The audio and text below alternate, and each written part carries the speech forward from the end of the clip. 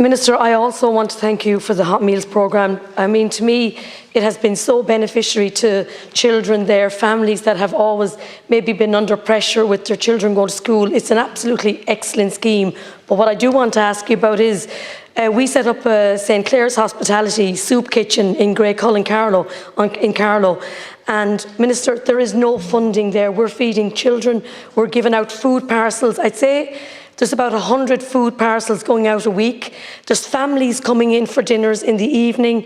And I just feel now, while there is that cost of living, and I do know your commitment to putting funding into places where it's needed, I would ask you that maybe a once-off payment would be given to those particular areas like the soup kitchen and other areas that need them, and they are in need of them, because people are not able to keep donating and donating the whole time. Thank you. Minister. And just on to Deputy Dillon, he mentioned the Hot School Meals programme. The expansion of the school meals programme in 2024 will go out to a further 900 primary schools, and that means by this time next year we'll be 2/3 of the way there to providing hot meals to all primary school children. And my aim is that any child born this year will have access to a hot school meal programme by the time they're going to primary school. So that means we want to roll it out to every single primary school in the country. And I think that is, it addresses issues around child poverty, particularly food poverty, and it means that children get that wholesome meal in the middle of the day. And as I said earlier, I was out in a school in Artane, and it was lovely to see the children all sitting around the table facing each other, having a conversation and eating their dinner. And it would do your heart good. And there wasn't one scrap left on one piece of tin foil that the food came in. Because I saw it myself. And it's... No, I'm not that good. But I have to say that it is a big game changer, and I want to pursue it.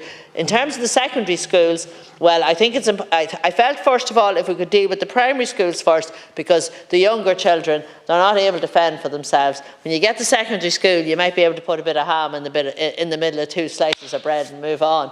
But we will expand it too. We have the school meals programme for the secondary schools, and I do hope that they can take that up, and as time goes on we will roll it out the whole way, and I think that will be a great legacy of this government, and the fact that we're going to get it to the primary schools. I take your point, Deputy Murnane-O'Connor, about people having difficulties, and that's why we have the lump sum payments, because it puts the money in people's pocket when they need it, because you need money in the run-up to Christmas, and you need to pay to fill the oil tank or whatever else you want to do. But then come January, I know that's a lean month, and that's why we're given the double payment, and you get that wee bit extra because you'll have the €12 extra on your payment. So, right, sorry. The once-off payments before Christmas, and then of course early after Christmas, are really welcome. But there is still families that are feeling the pinch, Minister, and particularly I can say, I know I'm working with a family at the moment, and one particular man, through no fault of his own, got very sick, and he's on a payment and he's trying to pay a mortgage. So I'm now trying to help them get help, you know, whether it's with their heating or with maybe if they, you know, I know particularly the heating is the one I'm working on at the moment, and you can go to social welfare and get that, and I think we need to promote that more. But Minister, I just have to come back to you again on the soup kitchens and our own one, the St Clair's Hospitality.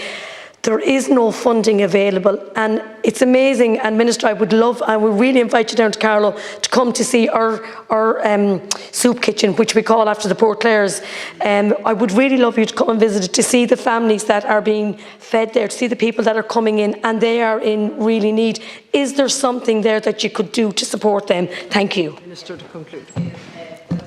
If anybody's running into problems, they do need to look at the essential needs payment, and that's there and that's available. Anybody that's problem with their mortgage, I would say before they get into any deep difficulties, go to MABS. and that's a free service, and they give good advice and they'll advocate on your behalf. So send them to MABS. Regarding your question about the soup kitchen, well, look, I don't have any plans from my department to start to fund soup kitchens, to be honest with you, because we want to look at the individual, and that's where we want to support. Just to say on Deputy Dillon's question there, I said it earlier, ESRI shows that this package will insulate most households from rising prices next year. Now, if you take a carer, they get the two double payments at Christmas and January, 400 carers lump sum, €12 increase in January. So all in all, it's about an extra €30 a week for a carer. Somebody on disability allowance, they'll get roughly €2,020 over the year, which works out €39 extra per week they'll work out at. So it does protect those on the lowest income. And on top of the rate increases, the lump sums, I was pleased to get government approval for the other important measures, and I forgot to mention the extension of the child benefit to 18-year-olds in full-time education. I got a lot of positive feedback about that measure. Now, it's not kicking in until the school year next year. I know some are disappointed, but look, it's going to be changed. That's the good news. Thanks.